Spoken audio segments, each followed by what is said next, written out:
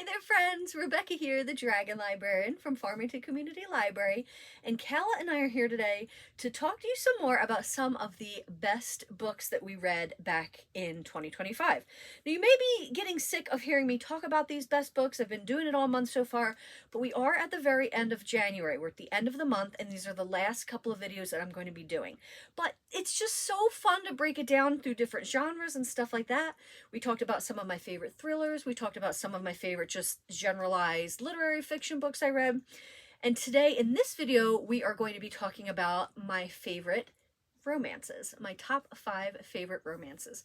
Now, romance is a genre that if you had asked me 10, 15 years ago if I was into it, I would have been like, absolutely not. I don't care about it at all. But it's grown on me in the last few years. I've really, really enjoyed it. Particularly, I really love the fact that the romantasy subgenre has been growing so much. So that's like when you have a combination of fantasy and romance together. Think of things like Fourth Wing, right? I just love that. If you have a really great love story and then you add dragons to it, oh my gosh, come on, what could be better than that? It's so, so, so much fun. So this is a genre, like I said, growing up when I was in my teens, early 20s, whatever, I was like, oh, I don't really care about this. But it's grown on me. I have become an avid romance reader in the last few years, and I'm really excited to talk about my top 5 favorite romance books that I read this past year. Now, again, this is like a totally subjective list. I want to hear all about some of your favorite romance books that you maybe have read, and if you have read some that you're like, oh my gosh, why didn't she talk about this book? It was the best thing ever. Drop it in the comments below. I want to hear about some of your favorite books as well. We're in January, towards the end of January, but we've got a whole big, beautiful year ahead of us, full of reading, full of new bookish discoveries, and hopefully there will be a book or two on this list that may be something you haven't heard of before and you want to give it a shot. I can't wait to show these books off to you. Okay, so number 5 is The Love Haters by Katherine Center. Now, this book means a lot to me for a variety of reasons. First and foremost is, I know I did talk about this book a couple months ago. We had Katherine Center come to our library at Farmington Community Library in October and did a talk with us and a book signing and a Q&A. And it was just one of the best things ever. It was so much fun. She was such a delight to meet, and I just adore her. She's amazing. This is my favorite of her books. I devoured a lot of her books last year, and this was my favorite of them all. It's her newest book. And the reason why I like this is a book about a woman who is she's a writer, and she writes all these journal articles, and her coworker really wants her to do him a solid to go down into Key West and do an interview of his brother, who is a Coast Guard rescue swimmer. The only problem with that is she doesn't know anything about it, and she also can't swim. So of course you can imagine shenanigans ensue, and it's a romance, so yes, there's a happy ending and there's some romance that blossoms down there too. But the thing that I loved about this book most, and the thing that I thought set it aside from like a lot of maybe other romances that are out there right now, is that the main focus of this book, while the romance I thought was fantastic, I loved both the main characters, but the thing that I loved most about this book was how it really dealt with a theme of body positivity. Because our main character, and it goes into like really in depth in the story why, feels a lot of certain ways, particularly about the way she looks. And I think as women, a lot of us might feel that way for a variety of different reasons, right? I don't know that there's one of us that looks in the mirror every day and is like, I am so perfect and I look perfect just the way I am. I mean, I wish we could all do that, for sure. There are just some days that are harder than others when it comes to stuff like that. And that is something that this character is struggling with in this book. And the way that this book handles it, the way that Katherine Center deals with body positivity and loving yourself and empowering yourself was so beautiful that I cried so hard reading this book. I needed this book exactly when I read it, and it meant so much to me. And I just have to tell you that being able to talk about that with the author in person and tell her what a huge difference this book made in my life, I'm gonna cry just thinking about it because it was such a special experience. So if you're looking for a really good romance book that is really fun and hilarious, but also has some really deep, meaningful themes as well. The Love Haters by Katherine Center. Okay, number 4 on the list, Phantasma by Kaylie Smith. This is my special edition of the book because I loved it so much I had to get the special edition when it came out. Phantasma is part of a duology. This is the first book that's out. Both books are out now, so you don't have to worry about waiting for them or being left with a cliffhanger or anything like that, so that's good. And this was actually the first book that I read that was not a romantasy with a fantasy and romance, but a horror and romance, which I thought was really, really cool. It actually kind of borders the line between horror and dark fantasy, so there's not anything overwhelmingly grotesque in this book, but it definitely does toe the line between some really, really dark, edgy things that happen. So I would say definitely towing the line. If you are interested in the horror romance blend of subgenres, I would say that this one is a really good one to start with and see if it's something you're into. I will say that horror and romance is not a thing that I ever thought I would like to see combined or that I would be interested in. In fact, I facilitated a romance authors roundtable at one of our bookish events a couple summers ago, and one of the authors there wrote horror romance, and I remember thinking, wow, that's really interesting, but that is not a thing I would ever really be interested in. Well, readers, I am interested in it, apparently, because I read this and totally fell in love with it. So this is a really good place to start if you are, like, maybe interested in that and you want to see what it's all about, or if you're just looking for a really, really good story, because this is fantastic.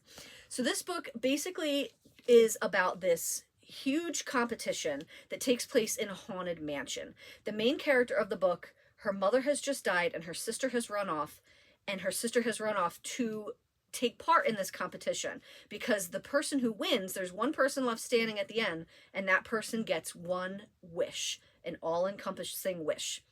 What would you do for a wish? Think about it for a second. Think about if you could have anything in the world, one wish, what would it be? And now think about what would you do for that wish? If this was in your grasp and you had to enter a competition in a haunted mansion, would you do it? Depends on the wish, depends on the person.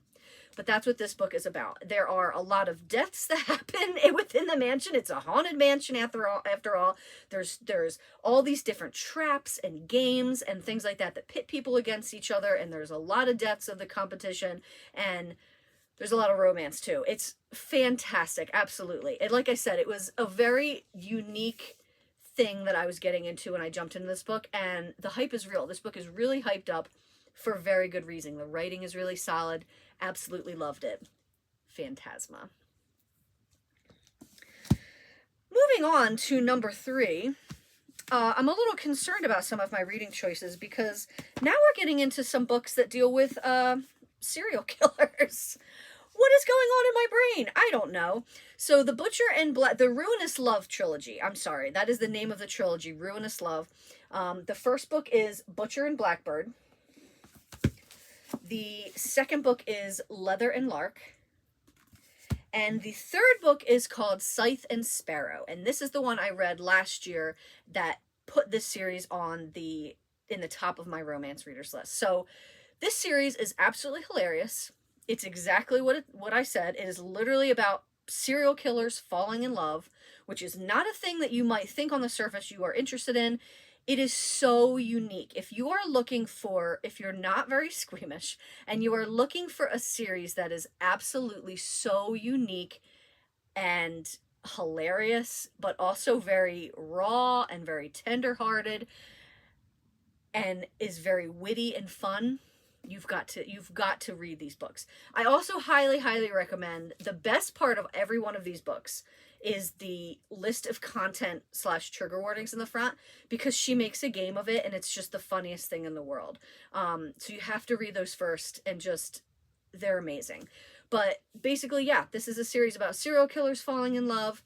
And it's just fantastic. It's one of the most unique things I've ever read Highly, highly recommend it, and I'm keeping my eye on this author.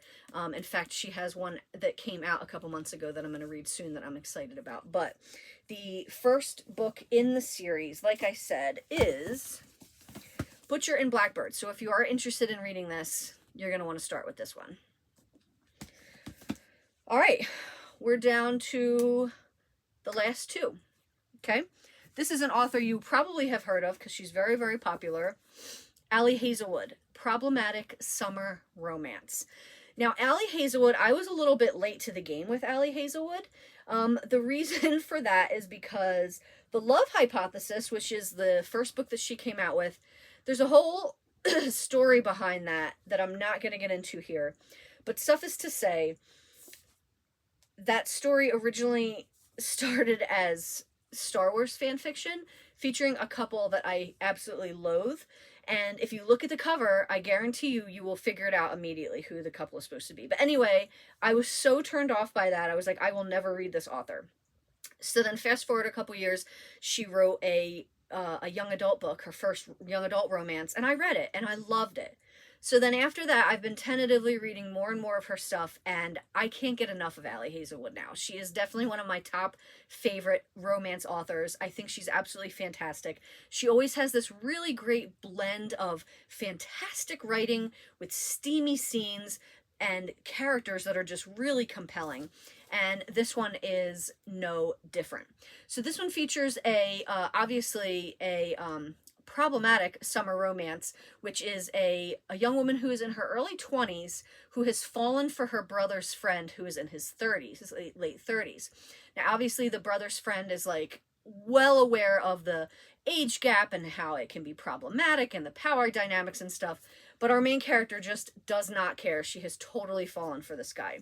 Well, her brother is getting married, and now everybody is stuck in this like super beautiful Italian villa for a couple weeks, including, you know, our main character and her love interest. So watching these two fight their feelings for each other, try to stay away from each other, but like in this beautiful romantic setting was just thrilling. I absolutely loved it. Not only was this one of my favorite romance books of the year, I think it's one of Hazelwood's best, like hands down. If you haven't read anything by her before, I would maybe say start with this one because I thought it was absolutely fantastic. A lot of fun, a lot of spice, which if you like Hazelwood, or if you know of Hazelwood, she is definitely a spicy author. Absolutely fantastic. Problematic summer romance. Okay, we're down to our number one favorite romance book of the year. This was by an author that I've heard of before, but this is the first thing I read by her.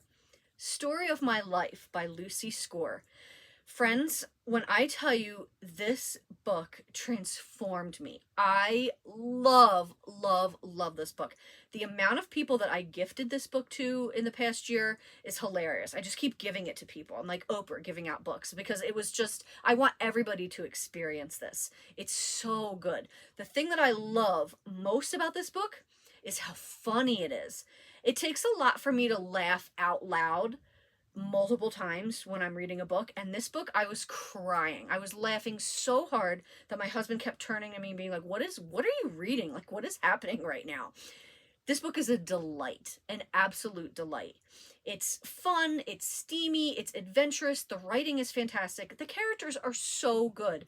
And this is one of those books where it's not just the main characters, like it's not just the protagonist and her love interest that are good. Every single other supporting character in this story is so fantastic that I want every one of them to have their own book. So this book features a romance writer who is down in her luck. She is completely uninspired because she's going through a really, really bad breakup, and she is just, if you're going through something like that, how in the world can you write romance? So her editor basically says, you need to write something or you're done. So she gets out of the city. She's in New York. She goes to this like tiny little town, buys this house that is definitely not represented properly because it is a dump when she gets there, and basically needs to do all this work to this house. All right, cue this family of contractors who is led by this extremely grumpy guy who she's like, I think that these guys could be a good inspiration, since I'm feeling like since I don't have a lot of inspiration right now, I'm totally going to use these guys for inspiration, and hires them. Chaos and shenanigans ensue. This book is so funny. Like, I'm telling you right now, if you are looking for a romance that just makes you feel good, and you're going to want to laugh, and you're going to want to just get attached to these characters, you have to pick up this book. I haven't read anything else by Lucy Score, but I'm going to now, because I just think this book is phenomenal. I just cannot wait to see what she comes out with next. Story of my life. Well, that's what we've got for you guys today in terms of the best romance books that we read last year in 2025. And like I said, if you have read a romance book that you think was better, or you're surprised that I didn't have it on the list, tell me in the comments. I want to know what you guys think. And also, as always, thank you so very much for watching, my friends, and I hope you have a wonderful, wonderful rest of your day.